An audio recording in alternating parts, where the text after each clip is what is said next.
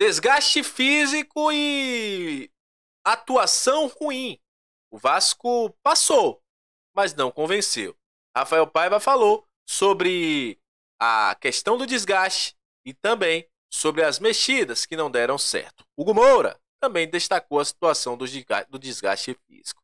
Diretor executivo fala sobre reforços e diz a condição que o Vasco tem para poder trazer alguém para reforçar o clube. E também vamos falar sobre toda a situação que envolveu o jogo contra a equipe do Atlético Goianiense e a volta de João Vitor. Isso e muito mais a partir de agora no nosso Comentaléu Vascaíno. Então você já sabe, né? Sobe a vinheta! Salve, salve, torcedor vascaíno, salve minha galera do Comentaléu, saudações vascaínas, estamos entrando no ar para falar de Vasco.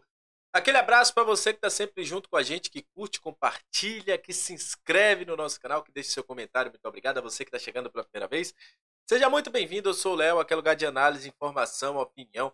Tudo que envolve o Vasco está aqui, é um prazer imenso ter você junto com a gente. Seja muito bem-vindo sempre ao nosso canal, é um prazer imenso ter você aqui.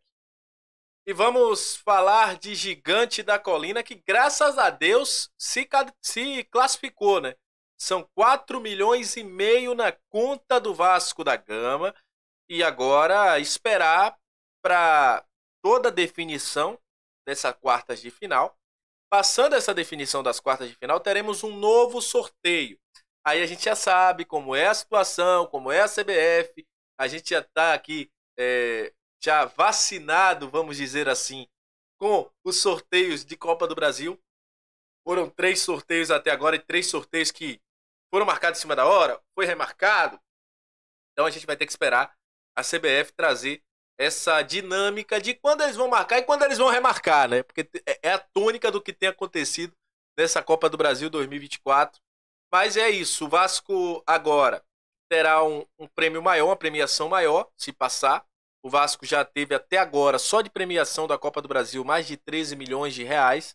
E pode garantir mais 9 milhões se passar de fase chegando a uma semifinal. Seria um sonho para o torcedor vascaíno, para a gente também, para nós que estamos aqui acompanhando o Vasco todos os dias, como vascaíno também. Então, seria algo que a gente estaria encantado, né? Chegar na semifinal, poder chegar a uma final e quem sabe, né? Ser até campeão de uma Copa do Brasil. A gente sabe que o time precisa de alguns ajustes. O jogo não foi tão bom. O Vasco iniciou um primeiro tempo com uma pressão, né? Um time que foi muito incisivo, mas que faltava muito no último terço. E aí faz o gol, segundo tempo, o Rafael Paiva mexeu no time. Eu acho que as entradas do GB, do JP e do Galdames não ajudaram o Vasco. O Emerson Rodrigues entra, cria uma boa jogada ali que poderia ter saído o gol se o Galdames consegue achar o passe para o Overrete. Foi a única jogada mais incisiva do Vasco no segundo tempo. Mas ele mesmo, o próprio Rafael Paiva, admitiu que não funcionou, que buscou dar gás ao time, mas que essas mexidas não funcionaram. E é o que eu sempre falo aqui. A minha análise não é em paixão. A minha análise é daquilo que acontece no jogo. E eu já falo aqui diversas vezes. Não dá para colocar o GB como um segundo atacante, como um 10, ou para jogar de lado de campo. GB é um centroavante. É o que eu falo também do JP. Já falei algumas vezes aqui com vocês, sei que muitas às vezes não gostam, mas é a realidade. O JP não é jogador de velocidade, a gente sabe disso. É um jogador de cadenciar o jogo, de dar um toque melhor, de segurar um pouco mais a bola. E o JP foi jogar pelo lado esquerdo. Não é a dele estar acelerando, tá indo para cima, buscar a jogada. Ele não é esse jogador. Ele é jogador de cadenciar, de dar um passe, querendo ou não, às vezes fazer uma aceleração, mas não aquele jogador de tanta velocidade. Então o Vasco perdeu a intensidade no meio de campo. A saída do Hugo Moura para a entrada do Galdames também foi uma saída que acabou prejudicando. O Galdames não dá a mesma intensidade de marcação que nem o Hugo. Eu entendo que o Hugo estava desgastado, mas não funcionou. E aí chega aquilo que a gente falou.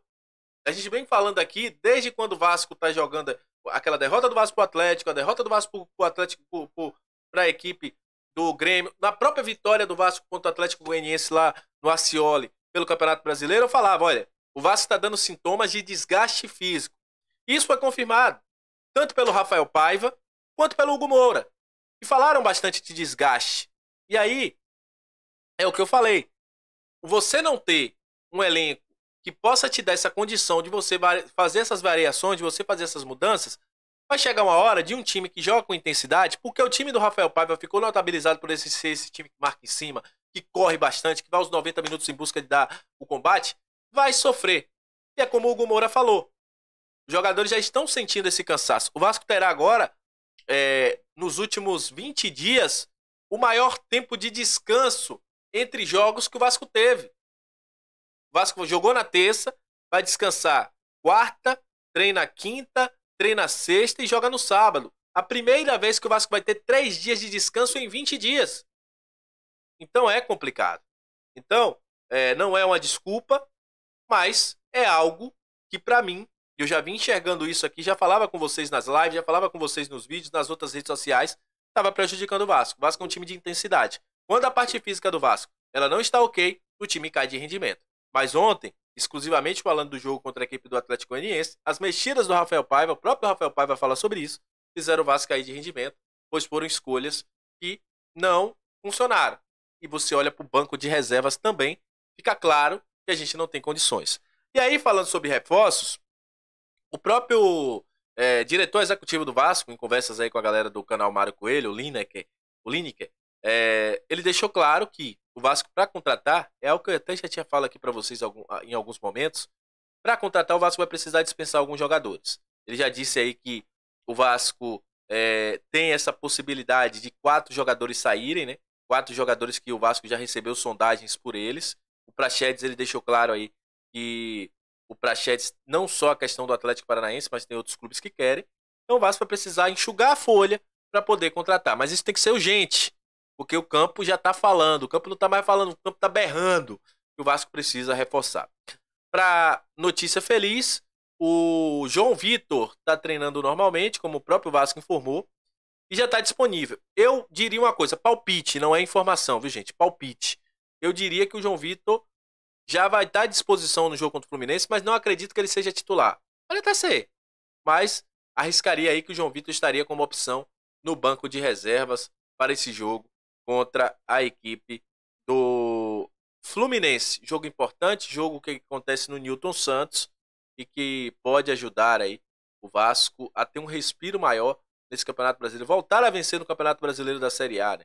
São 4 jogos aí sem o Vasco vencer no Campeonato Brasileiro e até chegar aí a 27 pontos, se aproximar um pouquinho aí do pelotão da frente e não deixar o Fluminense encostar, né? Porque se perde o Fluminense fica 1 ponto do Vasco. Então, é jogo importante, jogo chave aí, além de ser um clássico, no Newton Santos, para o Vasco poder sair aí dessa situação de estar se aproximando novamente do Z4. E antes de terminar o vídeo, só falar uma coisa aqui, né, gente? Eu ontem vi as imagens daquelas brigas que aconteceram em São Januário e eu já falei uma vez, tinha parado essa questão e voltou. Espero que a galera que está envolvida nessas brigas aí, cara, não dá. Vocês vão prejudicar o Vasco. Se vocês continuarem fazendo isso aí, eu sei que a ação da segurança que estava ali não foi correta. Chega metendo a porrada em todo mundo, tem gente que nem tem nada a ver com a briga e acaba apanhando. Mas essa galera que gosta de brigar aí, principalmente por movimentos políticos, entre outras coisas, vamos segurar a onda aí, para vocês não prejudicarem o Vasco.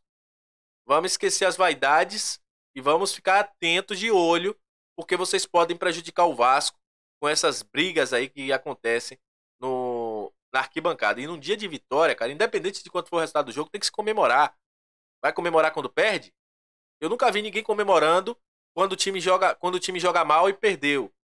Então, se ganhou mesmo jogando mal, vamos comemorar. Não dá pra vocês ficarem brigando aí na bancada. Então é isso. Tamo junto. Até a próxima. Saudações vascaínas. Muito obrigado pela sua audiência e valeu.